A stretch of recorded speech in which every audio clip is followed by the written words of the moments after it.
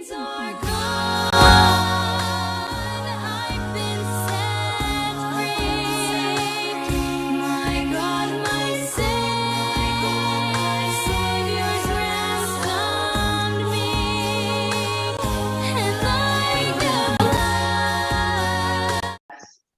ഇന്ന് കേട്ട 2 സാക്ഷ്യങ്ങൾക്കായിട്ടും കർത്താവിനെ സ്തോത്രം ചെയ്യുന്നു.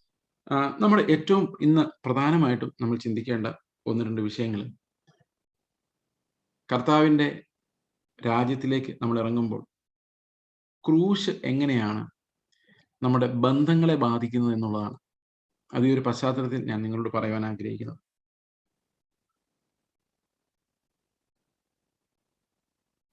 ലൂക്കോസിന്റെ സുവിശേഷം 12-ാം അധ്യായത്തിന്റെ 51 മുതൽ 53 വരെയുള്ള വാക്യങ്ങൾ ഇങ്ങനെ പറയുന്നു. ഞാനത്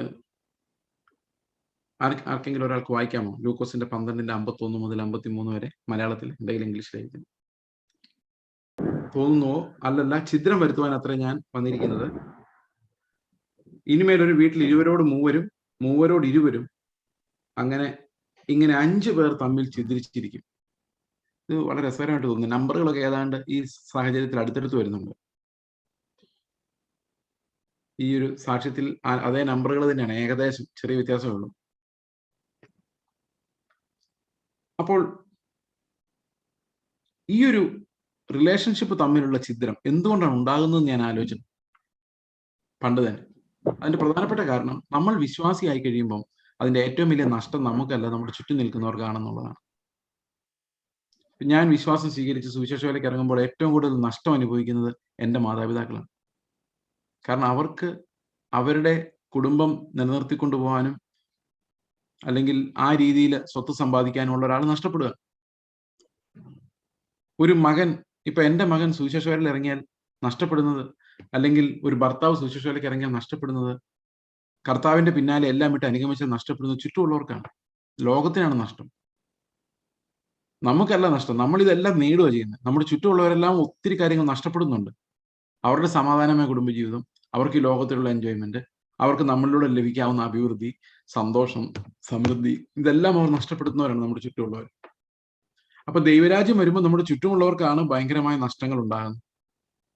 സോ നാച്ചുറലി ഞാൻ പലപ്പോഴും ഈ ആദ്യം അജലിന്റെ സാക്ഷ്യം കേട്ടപ്പോൾ ഞാൻ ചിന്തിച്ചൊരു കാര്യമാണ്, അമ്മ ക്യാൻസർ ആയിട്ട് കിടക്കുന്നു, സുവിശേഷ വേലയ്ക്ക് പോകാൻ വിളി ഉണ്ടാവുന്നു, എന്ത് ചെയ്യും? ഇപ്പൊ എന്ത് ചെയ്യും? അതുപോലൊരു സംഭവം പണ്ട് നടന്നിട്ടുണ്ട്. ഒരു മിഷണറി പണ്ട് ഇംഗ്ലണ്ടിൽ നിന്ന് ഇന്ത്യയിലോട്ട് വരാൻ വേണ്ടി പരിശ്രമിക്കായിരുന്നു. അപ്പോ അമ്മ സുഖമില്ലാതെ കിടക്കുക, ഒറ്റയ്ക്കാണ്. അപ്പോൾ ഈ കുട്ടിയോട് പറഞ്ഞു, നീ ഒരു യഥാർത്ഥ ക്രിസ്ത്യാനിയാണെങ്കിൽ അമ്മയോട് നിൽക്കണം. ആമേ റൈറ്റ്? ശരിയല്ലേ? ഒരു യഥാർത്ഥ ക്രിസ്ത്യാനിയാണെങ്കിൽ ഇപ്പോഴാണ് അവസരം. എന്തിനവസരം? ഈ അമ്മയോട് നിന്റെ സ്നേഹം കാണിച്ചു കൊടുക്കാനുള്ള അവസരം. കാരണം ഈ അമ്മ ഇപ്പൊ സുഖമില്ലാതിരിക്കുകയാണ്. അപ്പൊ അമ്മയുടെ അടുത്ത് നിന്ന് ശുശ്രൂഷിക്കുമ്പോൾ ഈ അവിശ്വാസിയായ അമ്മയ്ക്ക് ക്രിസ്തുവിനെ കുറിച്ച് മനസ്സിലാവും. ആ സ്നേഹം പകർന്നു കൊടുത്ത് നമുക്ക് അവരെ വിശ്വാസത്തിൽ നേടാം. That's A good idea. പക്ഷെ എന്ത് സംഭവിച്ചെന്ന് വെച്ച് കഴിഞ്ഞാൽ, ഈ ക്രിസ്തീയ സുഹൃത്തുക്കളെല്ലാം അഡ്വൈസ് ചെയ്തു, സ്വാഭാവികമായിട്ടും അമ്മയെ സ്നേഹിക്കാനുള്ള ഒരു അവസരമാണിത്, അമ്മയെ വിശ്വാസത്തിലോട്ട് കൊണ്ടുവരാനുള്ള ഒരു അവസരമാണ്. പക്ഷെ ഈ മകളെ സംബന്ധിച്ച് മകൾ ഇങ്ങനെയാണ് പറഞ്ഞത്, ഞാൻ എല്ലാത്തിനോടും മരിച്ചു, സകലതിനോടും മരിച്ചു. അപ്പോൾ she's the cruellest daughter in the whole world. ലോകത്തിലെ ഏറ്റവും ദുഷ്ടയും ക്രൂരയും അമ്മയെ മൈൻഡ് ചെയ്യാത്തതും ഒരു സഹജീവിയോട് കരുണയില്ലാത്തതുമായ ഏറ്റവും ദുഷ്ടയായ ആളാണ് ആര്? ഈ മകള്. അപ്പോൾ അവള് പറയാണ്, ഞാൻ ഇങ്ങനെ പോകുമ്പം എന്നെ ദുഷ്ടരുടെ കൂടെ ഞാൻ എണ്ണപ്പെടും. അതായത് കഠിന ഹൃദയമുള്ള ആളുടെ കൂടെ എണ്ണപ്പെടും. തെറ്റ് ചെയ്യുന്നവരുടെ കൂട്ടത്തിൽ ആൾക്കാരെല്ലാം എന്നെ നിന്ദിക്കും. അപ്പോൾ ഞാൻ ക്രിസ്തുവിന്റെ കൂടെ ആയിരിക്കും, ലോകത്തിൽ നിന്ദിക്കപ്പെട്ട് ഉപേക്ഷിക്കപ്പെട്ടവരുടെ കൂടെ ആയിരിക്കും. അതുകൊണ്ട് ഞാൻ ലോകത്തിനും ലോകം എന്നോടും ക്രൂശിക്കപ്പെട്ടിരിക്കുന്നു. I died to the whole world. Paulos പറഞ്ഞ പോലെ ഞാൻ ഈ ലോകത്തിൽ ഇനി ജഡപ്രകാരം ആരെയും അറിയുന്നില്ല. ജഡപ്രകാരം ഞാൻ ആരെയും അറിയുന്നില്ല. So it's a big statement. അപ്പൊ ചുറ്റും എന്താ സംഭവിക്കുന്നതിനുള്ളതിനെ കുറിച്ച് വി ബിക്കം ഇൻക്രീസിംഗ്ലി അൺഅവെയർ. അതുകൊണ്ട് സമാധാനം ഉണ്ടാക്കാൻ കർത്താവ് വന്നു എന്ന് നിരൂപിക്കരുതെന്ന് പറയുന്നതിന് വേറൊരു ഡയമെൻഷൻ കൂടിയുണ്ട്.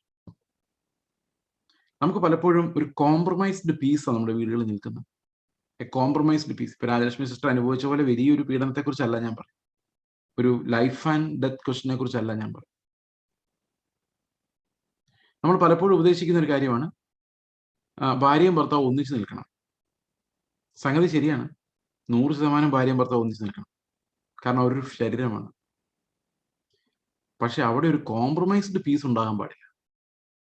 എ കോംപ്രമൈസ്ഡ് പീസ് എന്ന് പറഞ്ഞു കഴിഞ്ഞാൽ എൻ്റെ ഭാര്യയുമായോ ഭർത്താവുമായോ ഞാൻ സമാധാനം ഉണ്ടാക്കാൻ വേണ്ടി കർത്താവിന്റെ കാര്യത്തിൽ ഒരു കോംപ്രമൈസ് ഉണ്ടാകാൻ പാടില്ല. ഇന്ന് പല പാസ്റ്റേഴ്സിന്റെ വീടുകളിൽ സംഭവിക്കുന്നത്, ഭാര്യയോട് കോംപ്രമൈസ് ചെയ്ത് ഭർത്താവും ഭാര്യയോട് ചേർന്ന് ആ ഇഷ്ടങ്ങളെ അനുസരിക്കാൻ ശ്രമിച്ച് കർത്താവ് എന്താണോ ഇയാളുടെ തലയിൽ വെച്ചിരുന്ന നിയോഗം എന്നുള്ളത് പതുക്കെ പതുക്കെ നഷ്ടപ്പെട്ടു പോകുന്ന ഒരു അനേകം സന്ദർഭങ്ങൾ. അപ്പൊ ഇവിടെ എല്ലാം കോംപ്രമൈസ്ഡ് പീസിന് പകരം ക്രിസ്ത്യൻ മാരേജസ് എന്ന് പറയുന്നത് പോലും അത് ക്രിസ്തുവിനാൽ ശുദ്ധീകരിക്കപ്പെടേണ്ടതാണ്. ക്രിസ്തുവിനാൽ ശുദ്ധീകരിക്കപ്പെടേണ്ടതാണ്. അതാണ് അതിന്റെ ഏറ്റവും ഉചിതമായ form. There will be struggle, there will be sort. അപ്പോൾ കർത്താവ് എന്ത് പറയുന്ന അപ്പുറത്തോടുള്ള ഒരു കോംപ്രമൈസും നമ്മുടെ ലൈഫിൽ ഉണ്ടാകാൻ പാടില്ല. പൗലോസ് പറയുന്ന പോലെ യേശു ക്രിസ്തുവിനെ നിങ്ങളുടെ കൺമുൻപിൽ ക്രൂശിതനായി വരച്ചു കാണിച്ചിരിക്കുന്നതാണ്. നിങ്ങളുടെ ഇടയിൽ അവനെ ക്രൂശിതനായി നിർത്തിയിരിക്കുന്നു, ക്രൂശിക്കപ്പെട്ടവനായി വരച്ചു കാണിച്ചിരിക്കുന്നു. Crucified, made totally weak. Okay, അപ്പോൾ ഈ പെൺകുട്ടി ഇന്ത്യയിൽ വന്നു, സുവിശേഷം ചെയ്തു, ഇവിടെ മരിച്ചു. അമ്മ മറുസൈഡിലായിരുന്നു. അവൾ പാപത്തിലും അതിക്രമത്തിലും മരിച്ചവളായി കണ്ടിന്യൂ ചെയ്തു. വേറെ ഏതോ ജീവിതാവസാന കാലഘട്ടത്തിൽ അവൾ ആ സഹോദരി രക്ഷിക്കപ്പെട്ടു. അപ്പോൾ നമ്മുടെ ജീവിതത്തിലും വീടുകളിലും എല്ലാം ഉണ്ടാകുന്ന കോംപ്രമൈസസ്, ശുശ്രൂഷകളിൽ ഉണ്ടാകുന്ന കോംപ്രമൈസസ്, ഇതെല്ലാം പരസ്പരം പ്രസാദിപ്പിക്കാൻ വേണ്ടി ആകരുത്. ഓക്കെ, എന്നാൽ സ്നേഹത്തിലൊരു കുറവും ഉണ്ടാകാനും പാടില്ല. ഇതിനകത്തെല്ലാം ഒരു എംപതൈസിങ് ആറ്റിറ്റ്യൂഡ് ഒരു ക്രിസ്ത്യാനിക്ക് ഉണ്ടാകണമെന്ന് ഞാൻ ആഗ്രഹിക്കുന്നു. We should show empathy, we should understand other people, why they are angry with us. നമ്മളോട് എന്തുകൊണ്ടാണ് അവർക്ക് പക തോന്നുന്നത്, അവരോട് കരുണ കാണിക്കാൻ നമുക്ക് പറ്റും. കാരണം ഞാൻ കഴിഞ്ഞ ദിവസം പറഞ്ഞ പോലെ നമ്മൾ നല്ല ആളുകളല്ല, ശത്രുക്കളാണ്, ദൈവത്തിന് ശത്രുക്കളാണ്. ഇന്ന് ഈ ശത്രുത കാണിക്കുന്ന ആളുകളുണ്ടല്ലോ, അവർ നമ്മൾ തന്നെയാണ്. ഇന്ന് സുവിശേഷത്തോട് ശത്രുത കാണിക്കുന്ന, ഇന്ന് നമുക്ക് രാജലക്ഷ്മി രാധാകൃഷ്ണൻ നമ്മുടെ മുമ്പിലുണ്ട്. രാധാകൃഷ്ണനാണ് നമ്മൾ. അതായത് നമ്മളെല്ലാം ഹൃദയം അത് തന്നെയാണ്. കർത്താവിനോടുള്ള ശത്രുത്വം, അതിൽ അദ്ദേഹം വലിയൊരു അത്ഭുതം ചെയ്തതായിട്ട് ഒരു ക്രൂരനായിട്ടൊന്നും കാണാൻ നമുക്ക് പറ്റത്തില്ല. കാരണം ദാറ്റ്സ് മീ, ദാറ്റ്സ് യു. അതാണ് നമ്മൾ. ദൈവത്തോടുള്ള ക്രൂരതയും ദൈവത്തോടുള്ള ശത്രുത്വമാണ് ഓരോ മനുഷ്യന്റെയും പ്രകൃതം, സ്വാഭാവിക പ്രകൃതം. അവൻ തകർക്കപ്പെടുന്നവരെ, ക്രിസ്തുവിലേക്ക് വീണ് അവൻ നുറുക്കപ്പെടുന്നവരെ അവൻ അത് തന്നെയാണ്. അതുകൊണ്ട് വാള് നമ്മൾ എടുക്കുകയല്ല, വാൾ നമ്മുടെ ചുറ്റും എടുക്കപ്പെടുകയാണ്. കാരണം നമ്മൾ എന്തുകൊണ്ട് വാൾ എടുക്കുന്നില്ല എന്ന് വെച്ച് കഴിഞ്ഞാൽ, വാൾ എടുക്കുന്നവൻ അതേ വാളാൽ പോകാനുള്ളവൻ തന്നെയാണ്. നമ്മുടെ കയ്യിൽ വാളില്ലാഞ്ഞിട്ടല്ല, അതേ വാള് തന്നെ നമ്മളെയും വെട്ടാൻ യോഗ്യമാണ്. We were all enemies of God. We didn't deserve this love. ഈ സ്നേഹം നമ്മൾ ഒരിക്കലും അർഹിച്ചിട്ടില്ല, ഇന്നും അർഹിക്കുന്നില്ല, ഇപ്പോഴും അർഹിക്കുന്നില്ല. അതുകൊണ്ട് തന്നെ നമ്മൾ പരസ്പരം വിധിക്കാത്തവരും സ്വയം പിന്നെയും പിന്നെയും ഏൽപ്പിച്ചു കൊടുക്കുന്നവരും ക്രൂശിന്റെ ശക്തിയിൽ ആശ്രയിക്കുന്നവരുമായിട്ട് മാറുവാൻ ദൈവം നമ്മളെ ഓരോരുത്തരെയും സഹായിക്കുമാറാകട്ടെ. ഇപ്പൊ നമ്മുടെ റിലേഷൻഷിപ്സ് എല്ലാം, പ്രത്യേകിച്ച് മക്കളുടെ കാര്യം വരുമ്പോഴും, നമുക്കെല്ലാം ഒരു ജഡീകമായ സ്നേഹം ഇവരുടെ എല്ലാവരും ഉണ്ട്. ഞാൻ പലപ്പോഴും ചിന്തിച്ചിട്ടുള്ളൊരു കാര്യമാണ്, നമ്മളെപ്പോഴും നമ്മുടെ മാതാപിതാക്കൾ രക്ഷിക്കപ്പെടാൻ വേണ്ടി പ്രാർത്ഥിക്കുന്നു, അല്ലെങ്കിൽ സഹോദരങ്ങൾ രക്ഷിക്കപ്പെടാൻ വേണ്ടി പ്രാർത്ഥിക്കുന്നു, നമ്മുടെ മക്കൾ രക്ഷിക്കപ്പെടാൻ വേണ്ടി പ്രാർത്ഥിക്കുന്നു. ഒക്കെ ശരിയാണ്. പക്ഷെ ദൈവത്തിന്റെ കണ്ണിലൂടെ നോക്കിക്കേ, ദൈവത്തിന്റെ പെർസ്പെക്റ്റീവിലൂടെ നോക്കിക്കേ. ദൈവത്തിന് എല്ലാവരും ഒരുപോലെയാണ്. എല്ലാവരും ഒരുപോലെ. ചേസിന്റെ ആളല്ലേ എന്ന് വിചാരിച്ച കർത്താവിന് പ്രത്യേക സ്നേഹമൊന്നും അങ്ങനെയൊന്നും വരാൻ പറ്റത്തില്ല. കാരണം ദൈവത്തിന് അങ്ങനെ ഒരു പക്ഷപാതമൊന്നുമില്ല. ഒരു അമ്മയുടെ കഥയാണ്. ഒരു അമ്മ മകന് വേണ്ടി എപ്പോഴും പ്രാർത്ഥിക്കും. മകൻ വെളിയിൽ പോകുമ്പോൾ ആപത്തൊന്നും ഉണ്ടാകല്ലേ, അവനെ ക്ഷേമമായിട്ട് തിരിച്ചു കൊണ്ടുവരണം. ഇവൻ മഹാ തല്ലിപ്പൊളിയാണ്, ഇവൻ ചെയ്യാത്ത പണികളൊന്നുമില്ല. പക്ഷെ പ്രാർത്ഥിക്കുന്നറിയോ, തിരിച്ച് അവനെ ക്ഷേമമായിട്ട് കൊണ്ടുവരണേ, ക്ഷേമമായിട്ട് കൊണ്ടുവരണേ. അപ്പൊ എല്ലാ പ്രാവശ്യവും കർത്താവ് അമ്മയുടെ പ്രാർത്ഥന കേൾക്കും. എല്ലാ പണിയും കാണിച്ചിട്ട് ഇവൻ ക്ഷേമമായിട്ട് തിരിച്ചു വീട്ടി വരും. ഒരു ദിവസമായപ്പം അമ്മയോട് ദൈവാത്മാ പറഞ്ഞു, നീ നിന്റെ കണ്ണിൽ കൂടെ നോക്കി ഇങ്ങനെ പ്രാർത്ഥിച്ചുകൊണ്ടിരുന്നാൽ നിന്റെ മകൻ ഒരിക്കലും രക്ഷപ്പെടാൻ പോകുന്നില്ല. അപ്പൊ കർത്താവിന്റെ കണ്ണിലൂടെ ആ മകനെ ഒന്ന് നോക്കി, ഒന്ന് പ്രാർത്ഥിച്ചു. ആ അമ്മ ഇങ്ങനെ പ്രാർത്ഥിച്ചു, കർത്താവ്, ജീവനോടെ ആയാലും മരണത്തോടെ ആയാലും നീ അവനെ എടുത്തോണം. എനിക്ക് അവനെ വേണ്ട, ഞാൻ അവനോടും അവൻ എന്നോടും മരിച്ചിരിക്കുന്നു. ഓ, ഭയങ്കര ധൈര്യം വേണമല്ലേ പ്രാർത്ഥനയ്ക്ക്. നമ്മുടെ ജഡം, ഹൃദയം മുറിഞ്ഞ് ബ്ലീഡ് ചെയ്ത് പറയാ, കർത്താവെ, ജീവനോടെ ആയാലും മരണത്തോടെ ആയാലും അവനെ നിന്റെ അടുത്ത് എത്തിച്ചേക്കണം. അവനെ പോലീസ് പിടിക്കുവാണെ പിടിച്ചോട്ടെ, അടികൊള്ളുവാണെ കൊണ്ടോട്ടെ, ഞാൻ ഒന്നിനും ഇടപെടുന്നില്ല, കാരണം നിന്റെ കയ്യിൽ അവനെ വിട്ടേക്കാണ്. That's how we grow into Christ. ക്രിസ്തുവിന്റെ കാഴ്ചപ്പാട്, ക്രിസ്തുവിന്റെ കാഴ്ചയിലേക്ക്. ഇത് ഞാനിങ്ങനെ പറയുമ്പോൾ ഞാനും വളരെ ബലഹീനനായ ഒരു മനുഷ്യനാണ്. എനിക്കും എൻ്റെ ചുറ്റുമുള്ളവരോട് ഇങ്ങനെയൊക്കെയുള്ള വാത്സല്യങ്ങളും ഇതൊക്കെ ഉള്ള ആളാണ്. അത് ഞാൻ നിങ്ങളുടെ മുമ്പിൽ പറയുന്നത്, ഈ എൻ്റെ മുമ്പിൽ കർത്താവ് വെച്ച ഒരു വഴി, പല പ്രാവശ്യമായിട്ട് വെക്കുകയും നിർബന്ധിക്കുകയും ചെയ്തൊരു വഴിയാണ്. അതുകൊണ്ട് പൗലോസ് പറയുന്നത്, ജഡപ്രകാരം ഞാൻ ആരെയും അറിയുന്നില്ല, ഇന്നാരോട് പ്രത്യേക സ്നേഹമില്ല. എൻ്റെ അപ്പനായോണ്ടല്ല, അമ്മയായോണ്ട്, സഹോദരങ്ങളായോണ്ട് അവരെല്ലാം കരുതണം, അവരെല്ലാം നമ്മൾ സ്നേഹിക്കുന്നുണ്ടില്ലെന്നല്ല. പക്ഷെ ക്രിസ്തുവിന്റെ കണ്ണിലൂടെ നോക്കുമ്പം ഈ ലോകത്ത് ഏത് മനുഷ്യനും അവിടെ ആ റിലേഷൻഷിപ്പ് എന്ന് പറയുന്നതിന് എന്താ പറയുന്നത്, പ്രസക്തി ഉണ്ട്. പക്ഷെ ദൈവം നമ്മൾ ഏൽപ്പിച്ചിരിക്കുന്നു എന്നുള്ളതാണ് അതിന്റെ പ്രസക്തി.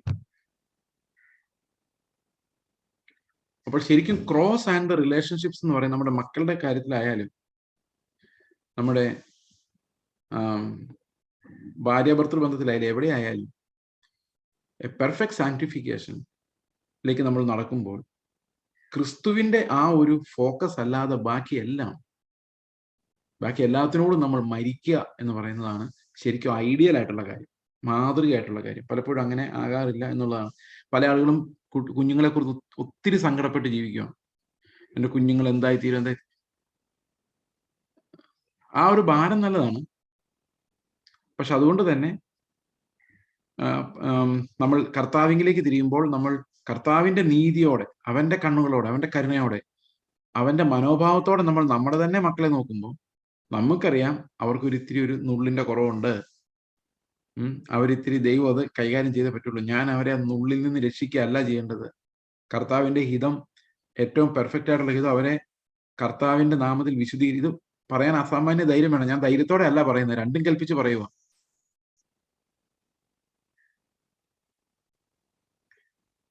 ഓക്കെ, പണ്ട് ഒരു മിഷണറി ഉണ്ടായിരുന്നു. മിഷണറി ഒരു സുവിശേഷകൻ, ആദ്യകാലത്ത്, സഭയുടെ ആദ്യകാലങ്ങളിൽ. സമയം തീർന്നുകൊണ്ട് തൽക്കാലം നിർത്തുകയാണ്. അതിന്റെ പേര് ഒരു ലൂഷ്യൻ നാഥോ. അദ്ദേഹത്തെ ഈ റോമാക്കാര് വിധിക്കാൻ വേണ്ടി വിളിച്ചിട്ട് അയാൾ ചോദിച്ചു, നിങ്ങൾ ഏത് രാജ്യത്ത് വരിക? പുള്ളി പറഞ്ഞു, ഐ എം എ ക്രിസ്ത്യൻ. ഏത് കുടുംബത്തിന്റെയാ? I am a Christian. എന്താ ജോലി? I am a Christian. ആരാ നിങ്ങള്? I am a Christian. വേറൊന്നുമില്ല, എല്ലാത്തിനോടും മരിച്ചു. വേറെ ഒന്നും പറയാനില്ല, എല്ലാമാണ്, പക്ഷെ ഒന്നുമല്ല. അപ്പോൾ ക്രോസ് എന്ന് പറയുന്നത് നമ്മൾ കൂടുതൽ മെഡിറ്റേറ്റ് ചെയ്യുന്നതോറും we are aware of only Christ and nothing else. എൻ്റെ ചുറ്റും എന്ത് നടന്നെന്നോ, ആരെല്ലാം എന്തെല്ലാം ചെയ്യുന്നെന്നോ, ഇതിനോടെല്ലാം പതുക്കെ പതുക്കെ നമ്മൾ മരിക്കുന്ന ഒരു, എന്താ പറയുക, നമ്മുടെ നിസ്സഹായാവസ്ഥയാണ് ക്രൂശിൽ കിടക്കുന്നത്. Something is happening around me, but I am on the cross. ഇതൊരു പക്ഷെ ഇത്തിരി റാഡിക്കലായി പോയി എന്ന് എനിക്കറിയാം. നമ്മൾ മനസ്സിലാക്കേണ്ടത്, വിശ്വാസത്തിന്റെ പല തലങ്ങളിലാണ് നമ്മൾ ഓരോരുത്തരും സഞ്ചരിക്കുന്നത്. ഈ ഒരു വചനപ്രകാരം തന്നെ ഞാൻ ആദ്യം പറഞ്ഞ പോലെ എൻ്റെ മുമ്പിൽ കയറി ഓടുന്ന അനേകരുണ്ട്. ഞാൻ അവരെ കൊതിയോടെ നോക്കുന്നു. എനിക്ക് അതിനുള്ള ബലമുണ്ടോ എന്ന് എനിക്കറിയില്ല. പരീക്ഷിക്കപ്പെടുന്നവരെ ഞാനത് അറിയുന്നില്ല. നമ്മൾ ഓരോരുത്തരും പരീക്ഷിക്കപ്പെടുമ്പോഴാണ് നമ്മുടെ ഉള്ളിലുള്ള ബലം നമുക്ക് മനസ്സിലാകുന്നത്.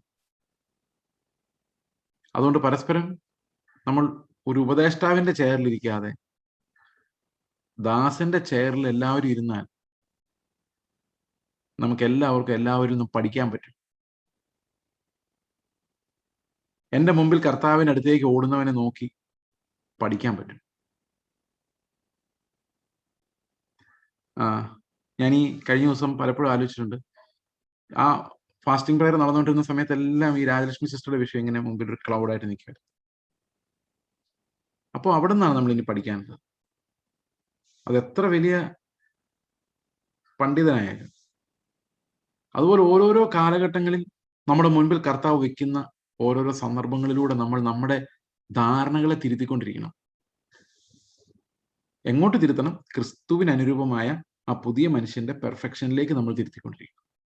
അല്ല നമ്മുടെ ബുദ്ധിക്ക് നല്ലതെന്ന് തോന്നുന്നതിനോടും പ്രാക്ടിക്കലായിട്ട് ചിന്തിക്കുന്നതിനോടും അല്ല. ഞാൻ പണ്ട് പറഞ്ഞിട്ടുള്ളൊരു കാര്യമാണ്, വിശ്വാസ ജീവിതത്തിന്റെ ഏറ്റവും വലിയ ശത്രു എന്ന് പറയുന്ന പ്രായോഗിക ജീവിതമാണ്.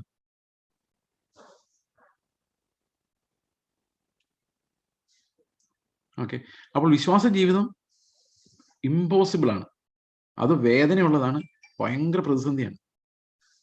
എന്നാൽ പ്രായോഗിക ജീവിതം ലളിതമാണ്, അവിടെ ക്രൂശിന്റെ ആവശ്യമില്ല.